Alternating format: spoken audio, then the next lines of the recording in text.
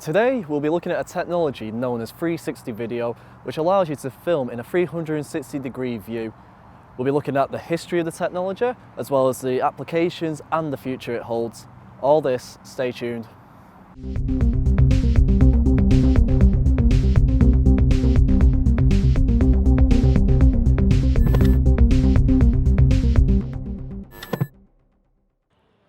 First, I wanted to learn about the technology's beginnings in the industry, so I visited BBC Blue Room at Media City, UK.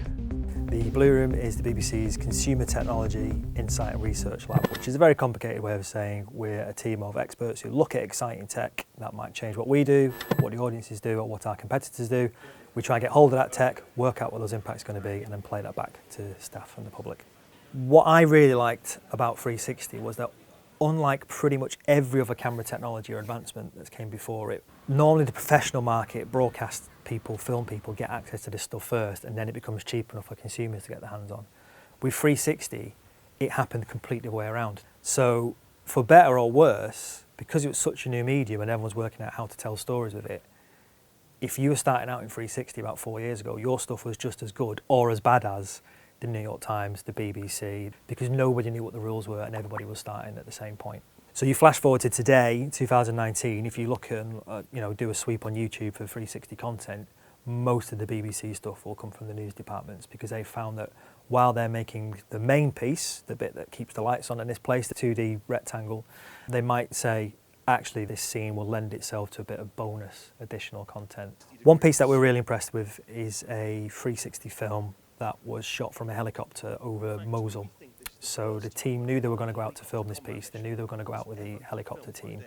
Again, they were filming a normal piece, but they wanted to do a spin-off piece. So they got a 360 camera, they mounted it to the underside of the helicopter. Sitting underneath a helicopter, like some sort of super bat, is not a natural position for humans. So at first it's quite disorientating because you're underneath a helicopter and you look down. But they use that to its advantage to say, yeah, this is a totally unique piece. You don't normally get to see stuff from this position. And they did really clever stuff with on-screen graphics. So they've got the audio overlay of the walkie-talkie conversation between the helicopter and base.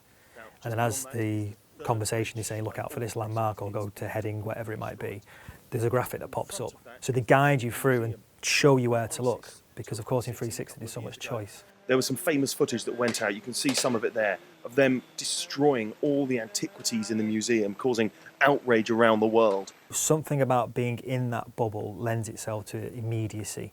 And there's been lots of studies and tests done to prove that 360 and virtual reality does a lot for empathy and persuading people to one side of an argument, or just increasing their emotional sort of response to a piece. We think it was the exact helicopter that you're looking at now, though we can't be certain.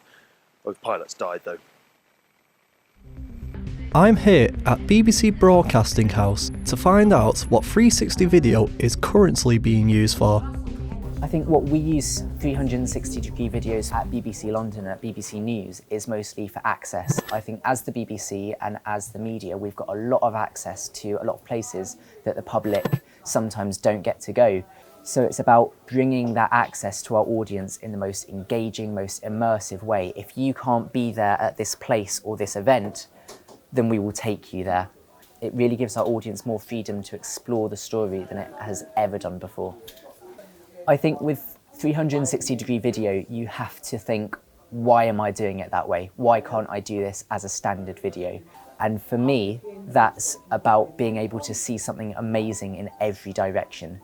So rather than just pointing the camera in one direction and shooting, you need to be able to see something above you, below you, left, right, in front of you, behind you. So the first thing you've got to decide is where you're going and why are you showing that in 360 degree? Is there something to look at in every direction?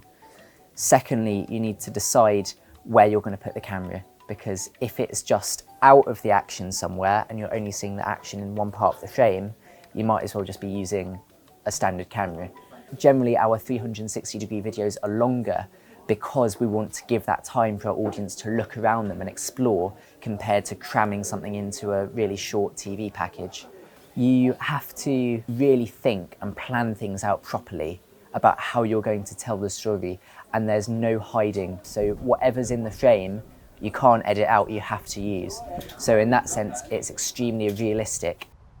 The main challenges of the first shoot was actually working out how are we going to show this, how are we going to walk around the space, how are we going to highlight bits to our audience. And it varies from camera to camera, because we've used two. We've used a Rilo, which is a little sort of action cam, which we put on top of a monopod and basically just walk around. And that's very different to filming with something like an Insta360, where you put it on a tripod and leave it. So you've got to work out what is it that I'm trying to show, and how is the best way to present this to the audience. Is it by walking around? Is it by putting the camera in one place? And how is that going to cut together in the edit? So it seems the technology is still in its infancy, but what will the future of 360 video be like? I think at the moment it's a niche, but it's something that people are really, really interested in. So as a niche, people are developing this content, and I think that within, say, Oculus Rift or HTC Vive or all these headsets that are coming out, there will be a demand ongoing for 360 video content. The 360 market is relatively small. Some of my clients, Airbus, Toyota Motor Manufacturing, they do not need 360 video. They do not have that requirement at the moment. They may in the future if the content increases in quality and the access to it becomes easier and easier. It's actually really difficult to access 360 content in a way that immerses you, in that you need to wear a headset often. Because there's always a level of interactivity needed with 360 video. Either you need to be swiping, wearing a headset. So that's the big block for it becoming more and more mainstream. I think, YouTube have set the tone with the swipeability of 360 videos, and, Facebook, you can kind of tilt your mobile phone or whatever. I think TVs, it's a bit more of a tricky one, in that, can you use a remote control to kind of spin 360s, and it's a bit more clunky than that interactivity you get with swiping. We're still a way off removing headsets to sort of see the real immersive 360 video. To conclude, it seems the technology is still a bit niche. However, it certainly has future potential, and once the challenge of immersion is tackled, it could be used by the masses. That's all for today. Thanks for watching.